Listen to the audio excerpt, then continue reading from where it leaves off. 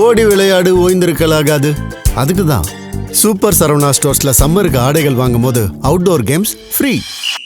ஓடு ஆடு விளையாடு சூப்பர் சரவணா ஸ்டோர்ஸ் சம்மர் கோடையை கொண்டாடலாம்.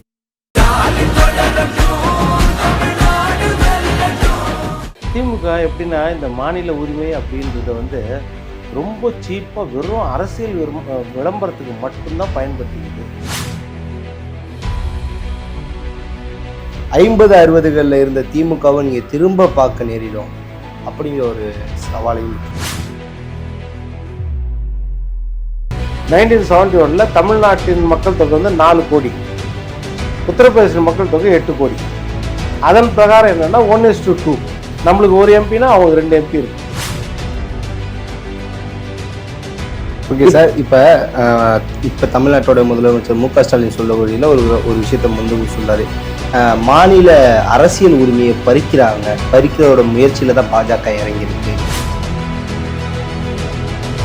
தென் மாநிலத்தின் முக்கியத்துவம் கம்மியாகும் டெல்லிக்கு பார்த்தா. அப்போ முடிவு எடுக்கிறது அவங்க எந்த கட்சியா இருந்தாலும் சரி, அரசியல் ரீதியாக முடிவு எடுக்கிறது வட மாநிலங்களே முடிவு எடுக்கிற மாதிரி ஆயிடும். நீங்க இந்த டீலிமிட்டேஷன்ல எதுக்கு பெண்கள் உரிமையை கொண்டு வந்து இடஒதுக்கீடை கொண்டு வந்து சேர்க்குறீங்க அப்படிங்கிற கேள்வியை எழுப்புறாங்க. இப்போ எல்லாருக்கும் என்ன சந்தேகம் வரும், ஒருவேளை கனிமொழி அம்மாவுடைய அவங்களுடைய செல்வாக்கு ஆதிக்கம் பெருகிடும் பயப்படுறாங்களா?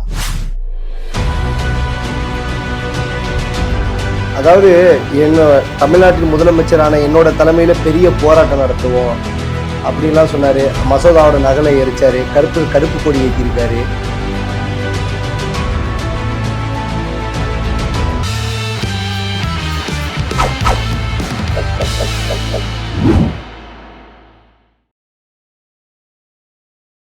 ஜம் தொலைக்காட்சி நேயர்களுக்கு வணக்கம். இன்றைய சிறப்பு நேர்காணலில் நம்மோடு அரசியல் விமர்சகர் திரு பொன் வில்சன் அவர்கள் இணைந்துள்ளார். அவரிடம் அரசியல் சார்ந்த பல கேள்விகளை முன்வைப்போம். சார் வணக்கம்.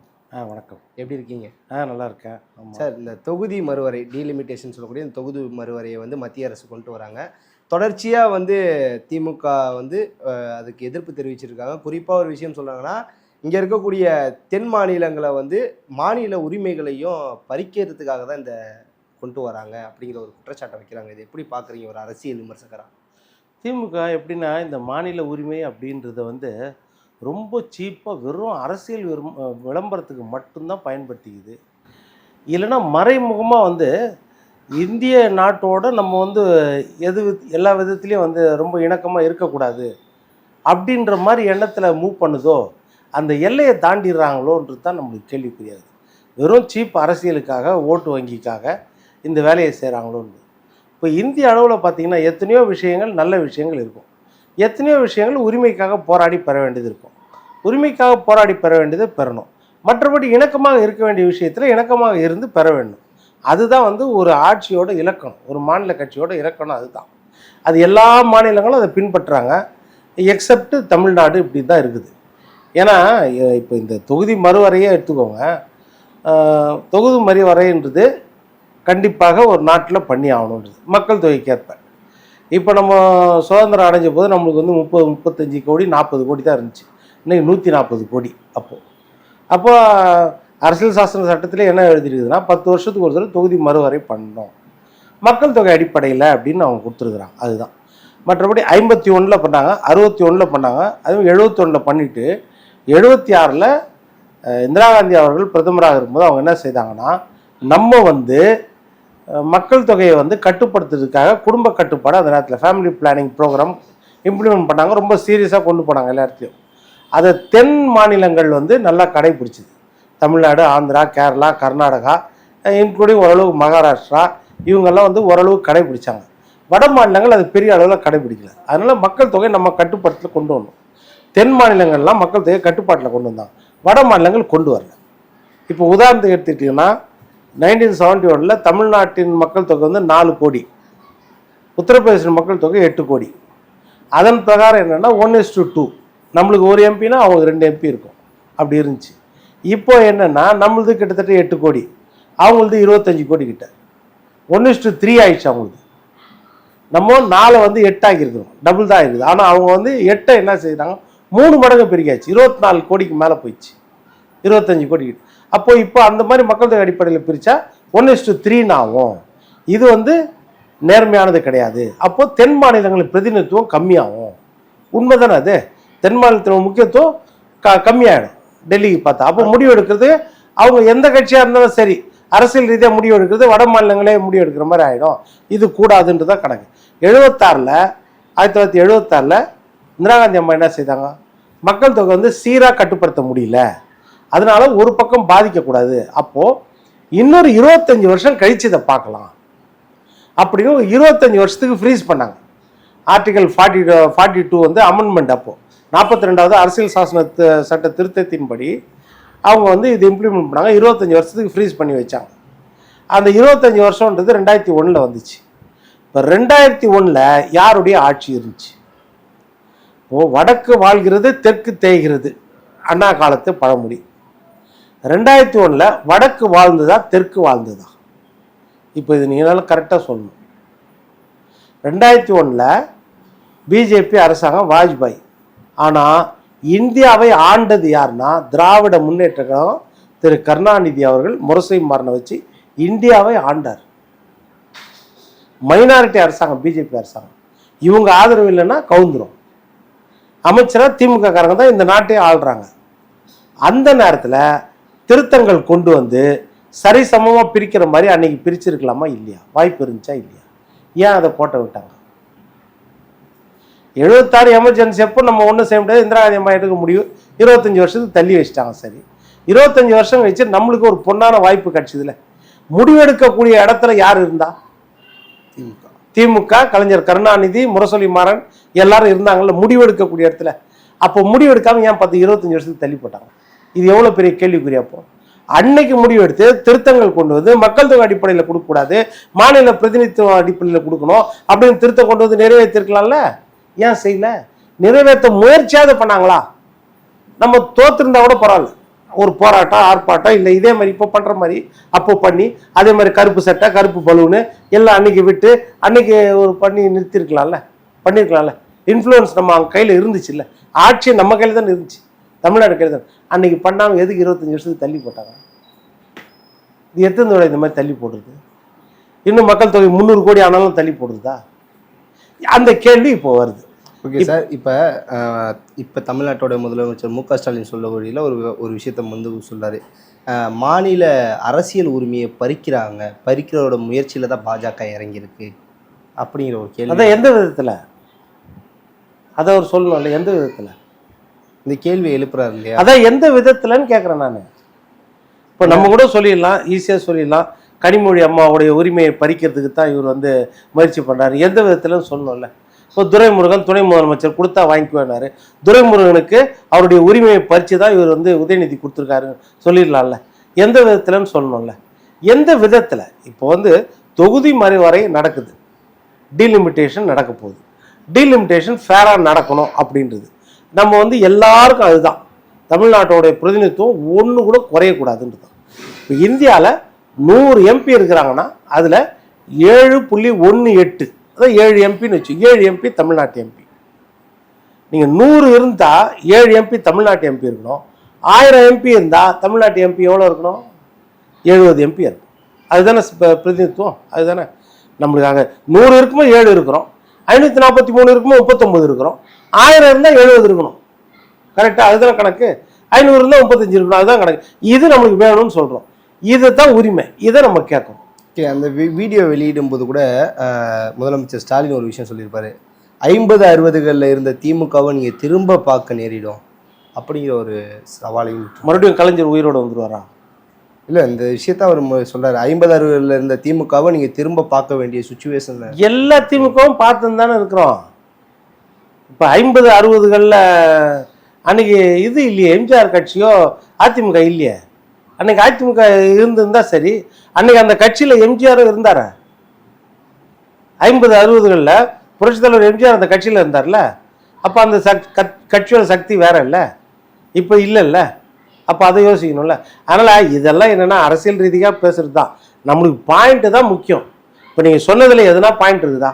2 விஷயம் சொன்னீங்க. மாநில உரிமையை பறிக்கிறாங்கன்னு, இதை 50 வருஷமாக சொல்லிட்டு இருக்காங்க. 50-60ல் சொன்னாங்கன்னா காங்கிரஸ் எதிர்த்து தான் இவங்க போராடணும். 50-60 காங்கிரஸ் எதிர்த்து போராடி இருந்தாங்க. கரெக்டா? இப்போ காங்கிரஸ் கூட கூட்டணியில் இருக்கிறாங்க. அப்போ 50-60 திரும்பி பார்ப்பீங்கன்னா மறுபடியும் காங்கிரஸை நாங்கள் எதிர்க்க போகிறோன்னு அர்த்தமா? சொல்லுங்க. என்னன்னா அது பொருத்தமற்ற விவாதம், சும்மா சொல்றது தான், அவ்வளோதான். இப்போ நீட்டுக்காக ஏன் 50-60 நடந்தது, ஏன் நடக்கல? நீட்டு இப்போ ரத்து தானே பண்ணோம். 50-60 மாதிரி நீட்டுக்கு கொண்டு வாங்க. 1 கோடி கையெழுத்து வாங்கினீங்கல்ல உதயநிதி தலைமை, எங்கே அந்த கையெழுத்து சொல்லுங்க? அந்த பேப்பர்லாம் கடைங்களுக்கு போயிடுச்சா, அப்படி இல்லைன்னா இந்த ஆத்தோடம் போயிடுச்சா சொல்லுங்க? அதனால் இது வந்து சும்மா டிப்ளமேட்டிக்காக சொல்லிக்க வேண்டியது தான், அவ்வளோதான். சப்ஜெக்ட் என்னன்றது தான் நம்மளுக்கு தேவை. நம்ம உரிமை பறிக்கக்கூடாது. இதில் இந்த தொகுதி மறுவரையில் இருக்கிற எக்ஸிஸ்டிங் அந்த லா பிரகாரம் பார்த்தீங்கன்னா, அந்த சட்ட பிரகாரம் மக்கள் தொகை அடிப்படையில் போட்டால் நம்மளுக்கு பாகுபாடு வரும். அது வரக்கூடாது. அதுதான் ரொம்ப முக்கியம். ஓகே சார், அதை தான் என்ன செய்கிறாங்க, இந்த இடம் என்ன சொல்லியிருக்காங்க, 2 விஷயங்கள். தொகுதி மறுவரை அப்படின்னா அந்த டீலிமிட்டேஷனுக்கு என்னன்னா, டீலிமிட்டேஷன் கமிஷன் உருவாக்கணும். அந்த கமிஷன் உச்சநீதிமன்ற ஒரு தலைமை, ஒரு நீதிபதி, உச்சநீதிமன்ற நீதிபதி இருப்பார், தேர்தல் கமிஷன் ரெப்ரசன்டேட்டிவ் இருப்பார், எம்பிஸ் இருக்கிறாங்க, எல்லா மாநிலங்களை சேர்ந்த பாராளுமன்ற உறுப்பினர்கள், மொத்தம் 10 பேர் ஒவ்வொரு மாநிலத்திலேருந்து வரணும். அது பாராளுமன்றமோ சட்டமன்ற உறுப்பினரோ 5 பேர் ஒவ்வொரு மாநிலத்திலேருந்து வரணும். அவங்க உட்காந்து அது எல்லா மாநிலத்திட்டையும் கருத்து கேட்டு அதற்கு பிறகு அது முடிவு எடுக்குது. ஆனால் மத்திய அரசு இப்போ என்ன செய்துச்சு பார்த்தீங்களா, 50% இன்க்ரீஸ் பண்ணிச்சு.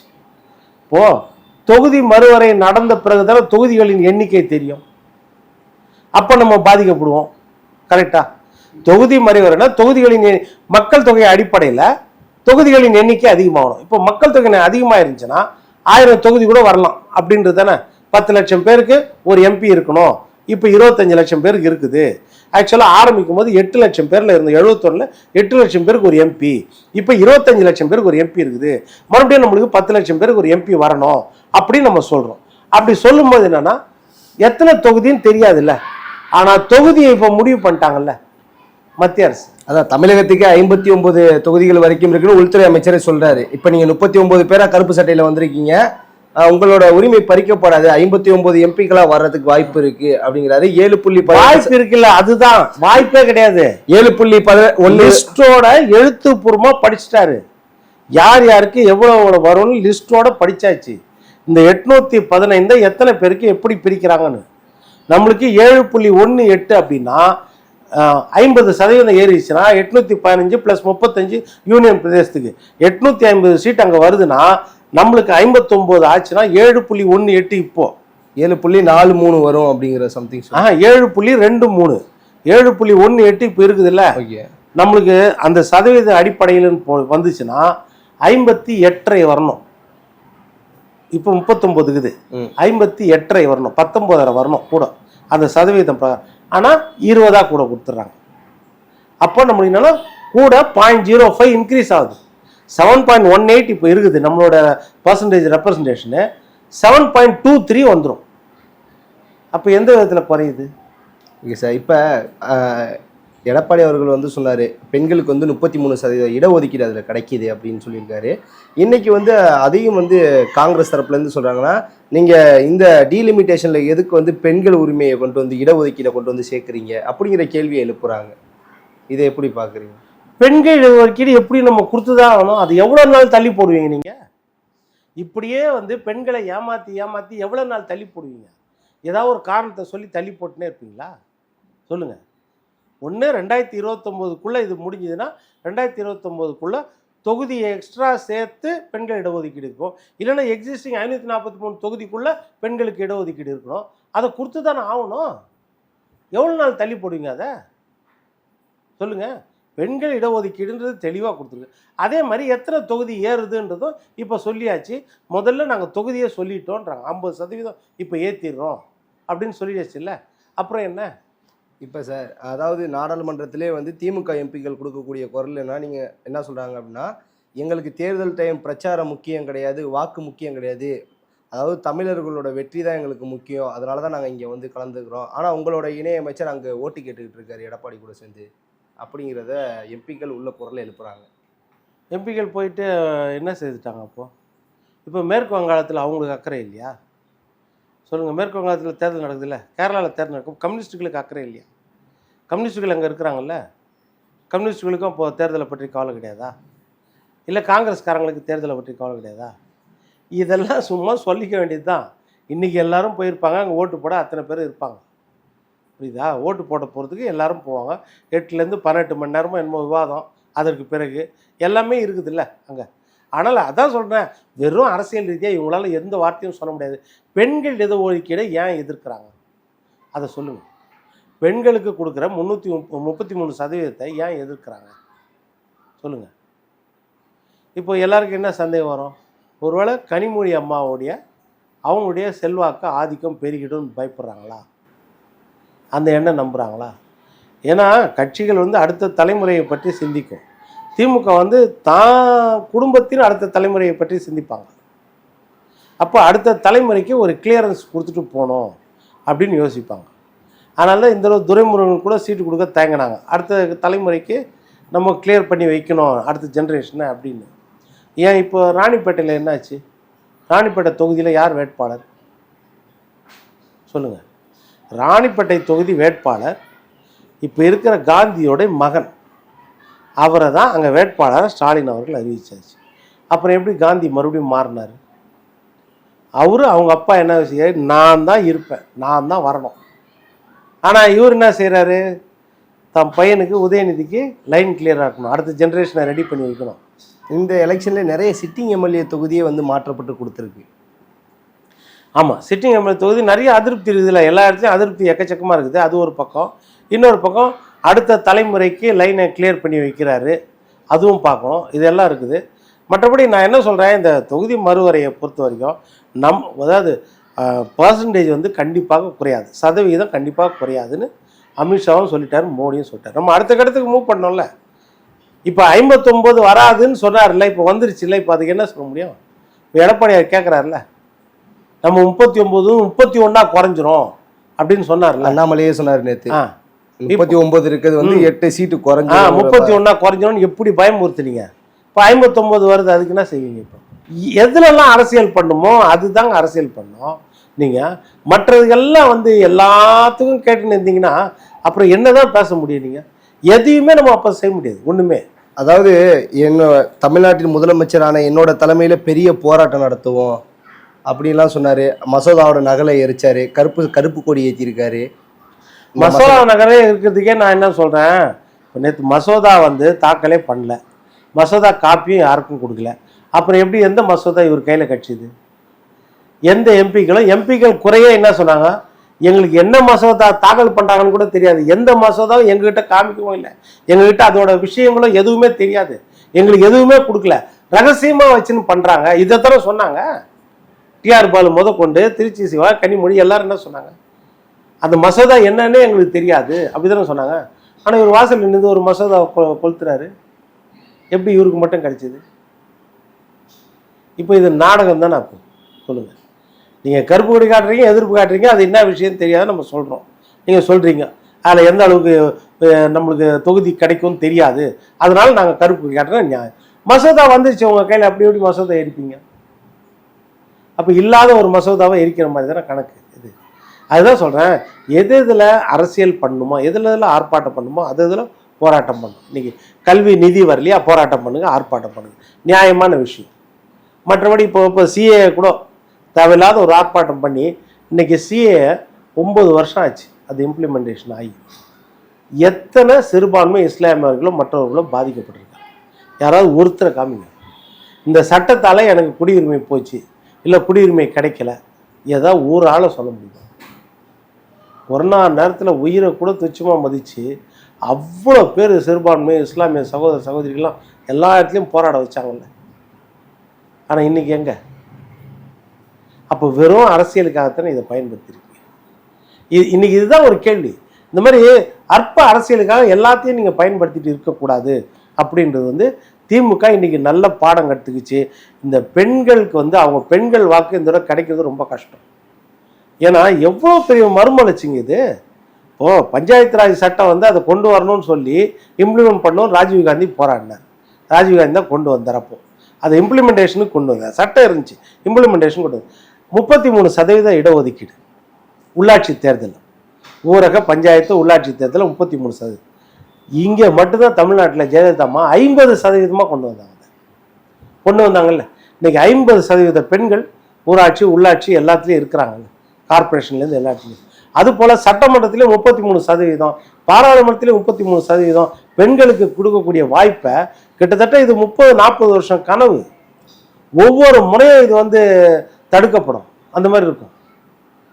அதனால் அந்த சட்டம் இப்போ கொண்டு வரும்போது ஏன் அதை தடுக்கிறீங்க, இது கேள்விக்குறியாகும்ல பின்ன. ஓகே சார், இப்போ 2026 சட்டமன்ற தேர்தல் நெருங்கிட்டு இருக்கு. களம் எப்படி இருக்குன்னு நினைக்கிறீங்க? ஏன்னா நிறைய பேர் கூட ட்ராவல் பண்ணுறீங்க, நிறைய இடத்துல பார்க்குறீங்க. களம் எப்படி இருக்குன்னு நினைக்கிறீங்க நீங்கள்?